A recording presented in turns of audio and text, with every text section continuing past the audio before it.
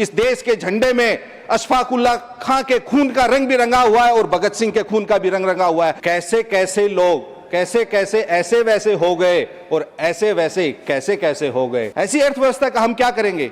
हम पीठ थपथपाए ऐसी अर्थव्यवस्था का जहां इतनी अधिक गरीबी हो, इतनी अधिक आय की असमानता हो। सुधार एक्सप्रेस तभी आगे बढ़ेगी जब बिहार जैसे गरीब और पिछड़े राज्य को बोगी, अंतिम बोगी में जोड़ने की नहीं, प्रथम इंजन में आप लगाएंगे। इस देश की सरजमी का एक एक इंच, इस देश के इतिहास का एक एक पन्ना चीख चीख कर कह रहा है कि इस देश की आजादी में हिंदू, मुसलमान, सिख, ईसाई सबने अपनी कुर्बानी दी। अर्थव्यवस्था चौथी बड़ी है, लेकिन उसी अर्थव्यवस्था में इतनी अधिक गरीबी है कि 81 करोड़ देशवासियों को जिंदा रखने के लिए इस सरकार को 5 किलो अनाज देना पड़ रहा है। मैं अपनी पार्टी के राष्ट्रीय अध्यक्ष आदरणीय श्री लालू प्रसाद यादव जी और कार्यकारी अध्यक्ष श्री तेजस्वी प्रसाद यादव जी का धन्यवाद देना चाहूंगा। हमारे देश में 20 ऐसे आदमी हैं जो पूरा देश खरीद सकते हैं, लेकिन इस देश के 20 मिलियन गरीब मिलकर भी अपने लिए 2 जून की रोटी नहीं खरीद सकते। वो जो 1% लोग जो उस भारतीय जनता पार्टी को 90% चंदा देते हैं,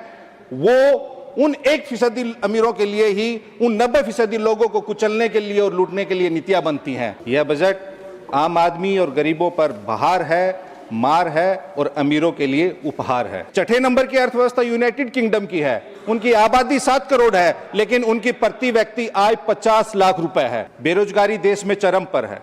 इस पूरे बजट में नौकरी शब्द सिर्फ 2 बार है, क्योंकि इस बजट में जनता की हिफाजत नहीं बल्कि आफत नजर आ रही थी। लालच 2 करोड़ नौकरियां, 15 लाख रुपए और डर कि आपका मंगलसूत्र छीन लिया जाएगा। नेक्स्ट माननीय सदस्य Sanjay Yadav. Thank you sir. 5 minutes. Sir 1-2 minute extra चाहूंगा आपका। पार्टी का 7 मिनट था, बीच में बोलिए। आप बोलिए। Thank you sir. Sir budget पर सामान्य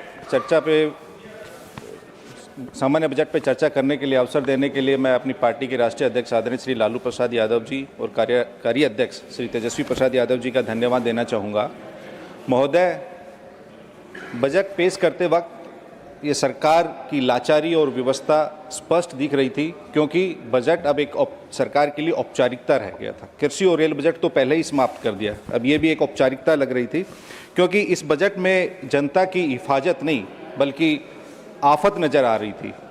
यह बजट आम आदमी और गरीबों पर बहार है, मार है और अमीरों के लिए उपहार है। महोदय, मैं ये क्यों कह रहा हूँ? क्योंकि चुनाव से पूर्व सरकार की तरफ से बड़े बड़े आसमानी वादे किए गए, लोगों को लालच और डर दोनों दिखाया गया। लालच 2 करोड़ नौकरियां, 15 लाख रुपए और डर कि आपका मंगलसूत्र छीन लिया जाएगा। आज सोना चांदी का क्या भाव है तो सबको पता है कि मंगलसूत्र कौन छीन रहा है। तो इसलिए अब लोग कह रहे हैं कि कैसे कैसे लोग कैसे कैसे ऐसे वैसे हो गए और ऐसे वैसे कैसे कैसे हो गए। तो महोदय, यह बजट लबोलुबाब यह है कि यह बजट आम आदमी की आमदनी घटाने वाला और समस्या बढ़ाने वाला बजट है। इस बजट में महोदय, मैं देख रहा था, इस बजट को 2 बार पढ़ा है, 2 बार। सब जानते हैं हमारा देश युवाओं का, किसानों का, नौजवानों का, ग्रामीणों का देश है। बेरोजगारी देश में चरम पर है। इस पूरे बजट में नौकरी शब्द सिर्फ 2 बार है। इतनी अधिक बेरोजगारी होने के बावजूद भी 2 बार युवाओं के लिए नौकरी का जिक्र किया गया है। तो जब अगर इस सरकार गांव, गरीब, ग्रामीण, किसान, नौजवान, युवा, महिला, अल्पसंख्यक, पिछड़े, दलित अगर इस सरकार के शब्दकोश में ही नहीं है तो इस सरकार की नीति, नियति, निर्णय और इनकी प्राथमिकताओं में कहां से होंगे। महोदय, वित्त मंत्री जी की योजनाएं गरीबों को कोऑपरेट करने वाली नहीं बल्कि कॉरपोरेट को असिस्ट करने वाली हैं सारी योजनाएं। सच तो यह है कि इस देश के 20 लोग ही इस देश की अर्थव्यवस्था को डिफाइन कर रहे हैं, बाकी सभी देशवासी इस सरकार की कुनीतियों का फाइन भर रहे हैं। महोदय, हमारे देश में 20 ऐसे आदमी हैं जो पूरा देश खरीद सकते हैं, लेकिन इस देश के 20 मिलियन गरीब मिलकर भी अपने लिए 2 जून की रोटी नहीं खरीद सकते। ये हम सबों के लिए एक सामूहिक चिंतन का विषय है कि हमारे देश में इतनी आर्थिक असमानता क्यों है। बजट में जिक्र हुआ कि हम चौथी सबसे बड़ी अर्थव्यवस्था बनने जा रहे हैं, बड़े गर्व की विषय है एक भारतवासी होने के नाते, लेकिन इस सदन में हम उस पर भी चर्चा करना चाहेंगे कि हम चौथी विश्व की सबसे बड़ी अर्थव्यवस्था है, 146 करोड़ हमारी आबादी है, लेकिन हमारी प्रति व्यक्ति आय मात्र 2,20,000 रुपए है। वहीं जब मैंने अध्ययन करके देखा, हमसे पीछे की जो अर्थव्यवस्था है 5वें नंबर की जापान की, उनकी कुल आबादी 14 करोड़ है, जितने बिहार की आबादी है, लेकिन उनकी प्रति व्यक्ति आय 29 लाख रुपए है।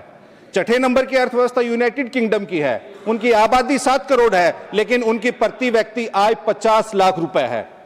ऐसे ही तीसरे नंबर की जर्मनी की बात करें तो महोदय, कहने का मतलब यह है कि हमारी अर्थव्यवस्था चौथी बड़ी है, लेकिन उसी अर्थव्यवस्था में इतनी अधिक गरीबी है कि 81 करोड़ देशवासियों को जिंदा रखने के लिए इस सरकार को 5 किलो अनाज देना पड़ रहा है।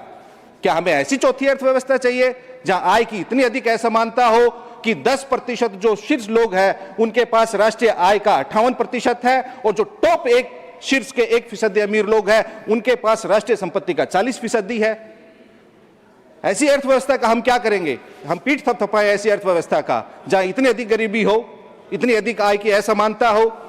महोदय, यह भी एक विडंबना है, संयोग कहे या प्रयोग कहे, राजनीतिक दलों को मिलने वाले चंदा में 90% एक दल विशेष को मिलता है, क्योंकि वो जो 1% लोग जो उस भारतीय जनता पार्टी को 90% चंदा देते हैं, वो उन 1% अमीरों के लिए ही उन 90% लोगों को कुचलने के लिए और लूटने के लिए नीतियां बनती हैं। वो कहते हैं आप हमें 90% लो और 90% को दकियाओ। महोदय, सरकार को अर्थव्यवस्था के आकार की नहीं, आय के समान वितरण और संतुलन की बात करनी चाहिए। महोदय, इस बजट में जिक्र हुआ सुधार एक्सप्रेस का, मैं 1 मिनट लूंगा। अच्छी बात है, सुधार एक्सप्रेस नहीं, हमारे देश को अभी दुत्कार एक्सप्रेस चल रही है। वो क्यों चल रही है? क्योंकि 90% आबादी को दुत्कार के आप सुधार एक्सप्रेस नहीं चला सकते।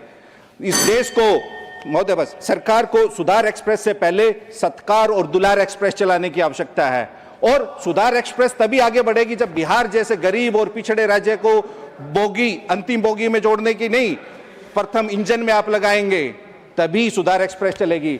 महोदय, और कैसे हमारा सुधार होगा? आपकी बात इस देश के, बस महोदय मैं खत्म कर रहा हूं अपनी बात को, इस देश के सूबे के एक मुख्यमंत्री कहते हैं कोई गरीब रिक्शा वाले से आपसे 5 रुपए मांगे तो आप उसको 4 रुपए दो, 1 रुपए अपने पास रख लो। जो ये नफरती सोच है, वही इस असल बजट, इस सरकार की और इस पार्टी की नीति की सोच है कि वही 1 रुपए असल बजट है। महोदय, वो इसलिए कहना चाहूंगा, बस महोदय मैं खत्म कर रहा हूं, मैं 1 मिनट। इस देश की जंगे आजादी में सबने कुर्बानियां दी हैं। इस देश की सरजमी का 1-1 इंच, इस देश के इतिहास का 1-1 पन्ना चीख चीख कर कह रहा है कि इस देश की आजादी में हिंदू, मुसलमान, सिख, ईसाई सबने अपनी कुर्बानी दी। इस देश के झंडे में अशफाकुल्ला खां के खून का रंग भी रंगा हुआ है और भगत सिंह के खून का भी रंग रंगा हुआ है। सूबे का कोई एक मुख्यमंत्री को यह बदजुबानी नहीं करनी चाहिए। ये आपका सबका साथ, सबका विश्वास और सबका न्याय नहीं है। सारी बात आ गई, बहुत धन्यवाद महोदय, शुक्रिया। माननीय सदस्य श्री KR सुरेश रेड्डी।